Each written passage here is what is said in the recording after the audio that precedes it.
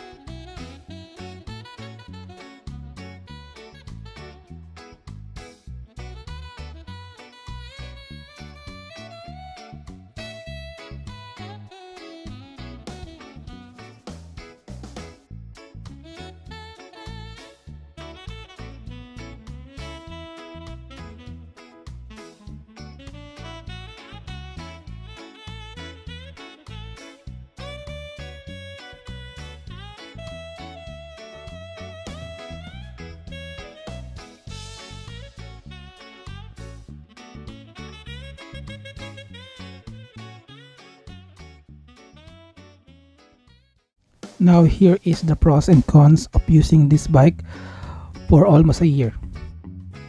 For the pros: internal cabling, clean cable management, comes with hydraulic brakes, excellent braking power, solid build, clean weld, and nice design, foldable for compact storage. And since this is a folding bike, it's capable of bimodal transportation. For the cons: limited bike parts availability. Not all bike shops and online stores offers folding bike parts and accessories. The stock handle grip and pedals are not that great. That will be the first one that you need to upgrade.